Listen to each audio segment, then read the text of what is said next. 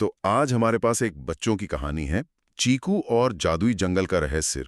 अब इससे पहले कि कोई सोचे कि हम कोई नर्सरी की कविताएं सुनाने वाले हैं, तो रुक जाइए। हम इस कहानी को एक अलग नजरिए से देखने वाले हैं। समझिए कि ये लीडरशिप, मोटिवेशन और मतलब मुश्किल हालात में सही फैसले लेने पर एक केस स्टडी है। बिल्कुल। अक्सर सबसे गहरे सबक सबसे सीधी सादी कहानियों में छिपे होते हैं। हमारा मकसद आज इस कहानी की परतों को खोलना है। हम्म। हम सिर्फ ये नहीं देखेंगे कि क्या हुआ, बल्कि ये समझने की कोशिश करेंगे कि ऐसा क्यों हुआ और इसके पीछे का मनोविज्ञान क्या है। हाँ। ये कबूतर की कहानी से कहीं ज्यादा है। ये किसी भी लक्ष्य को पाने के सफर का एक, आप कह सकते हैं, नक्शा है। तो चलिए शुरू करते हैं। कहानी है सूरजपुर गांव के एक कबूतर चीकू की। वो दूसरे कबूतरों जैसा नहीं है जो सिर्फ दाना चुगने में लगे रहते हैं। उसकी नजरें आसमान में होती हैं और उसने अपनी दादी से कल्पवृक्ष के बारे में सुन रखा है, एक ऐसा जादुई पेड़ जो कोई भी इच्छा पूरी कर सकता है। और यहीं पर कहानी का सबसे पहला और मुझे लगता है सबसे जरूरी नियम सामने आता है। दादी कहती हैं, बेटा वो पेड़ सिर्फ उन्हें दिखता है जिनके इरादे नेक हों। अच्छा। ये एक लाइन पूरी यात्रा का सार तय कर देती है। ये कोई मतलब खजाने की खोज नहीं है। सही। ये एक नैतिक और चारित्रिक परीक्षा है। और चीकू का इरादा एकदम साफ और निस्वार्थ है। उसे अपने गांव का सूखा हुआ तालाब फिर से भरना है। ये उसकी व्यक्तिगत इच्छा नहीं, एक सामूहिक जरूरत है। और इसी इरादे के साथ वो जादुई जंगल में घुसता है। और घुसते ही उसकी पहली चुनौती इंतजार कर रही होती है। उसे मिन्नी नाम की एक गिलहरी रोती हुई मिलती है, जिसका घर एक बड़े से पत्थर के नीचे दब गया है। हाँ, और उसके बच्चे अंदर फंसे हुए हैं। हाँ। अब देखिए कहानीकार यहाँ क्या कर रहा है।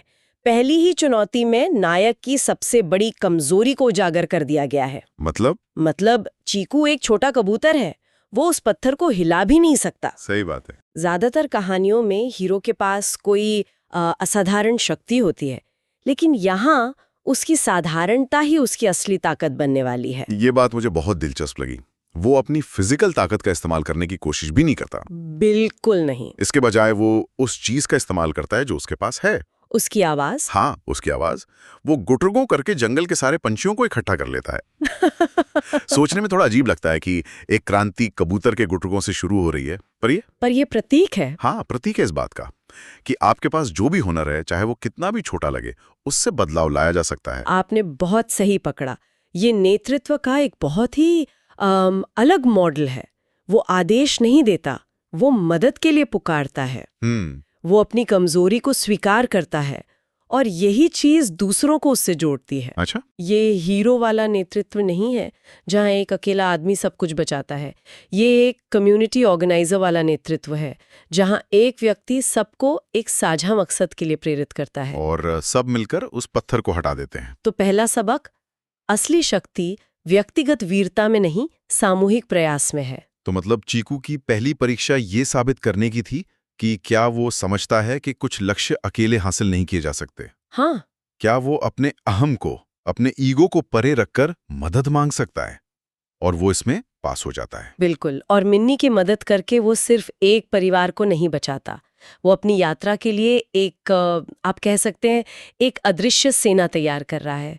उसने जंगल में सद्भावना की पहली ईंट रख दी है। तो पहली बाधा पार हुई, एकता की शक्ति का परीक्षण हो गया।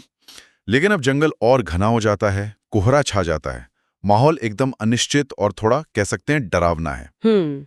और यहीं उसकी मुलाकात होती है सोनू हिरण से, जिसका पैर एक दलदल में फंसा हुआ है। यहाँ पर चुनौती का रूप बदल जाता है। कैसे?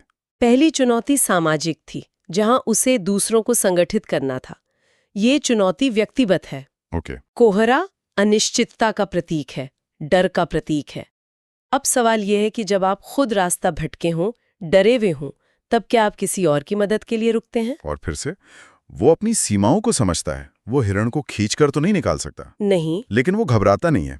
वो अपनी अनोखी क्षमता का इस्तेमाल करता है, उसकी उड़ान। हाँ, उड़ने की। वो उड़कर सूखी टहनियां और पत्ते लाता है और उन्हें दलदल के ऊपर एक रास्ते की तरह बिछा देता है। इसे कहते हैं साधन संपन्नता, रिसोर्सफुलनेस। मुश्किल में आपके पास क्या नहीं है, इसका रोना रोने के बजाय आपके पास जो है उसका रचनात्मक इस्तेमाल करना। सही। पहली चुनौती में उसने अपनी आवाज का इस्तेमाल किया।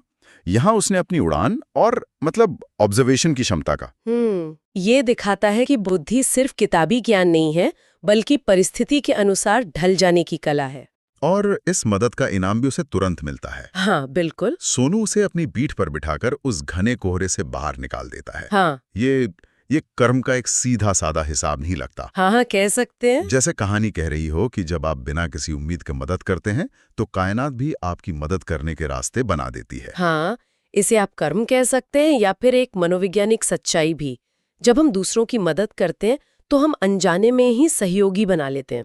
सोनू का मिलना कोई संयोग नहीं था, यह चीकू के सफर का अगला तार्किक पड़ाव था। ठीक है। उसने साबित कर दिया कि वो डर और अनिश्चितता के बावजूद सही काम करने का साहस रखता है। ठीक है, तो अब तक चीकू ने 2 बड़ी परीक्षाएं पास कर ली हैं। हाँ। एक, समुदाय को साथ लाने की क्षमता, दूसरी, अकेले होने पर साहस और सूझबूझ दिखाने की क्षमता। हाँ। अब वो अपने लक्ष्य के बहुत करीब है, लेकिन कहानी का असली मोड़ तो अब आता है। हाँ, क्योंकि अब तक की चुनौतियां बाहरी थीं। बाहरी मतलब एक पत्थर, एक दलदल।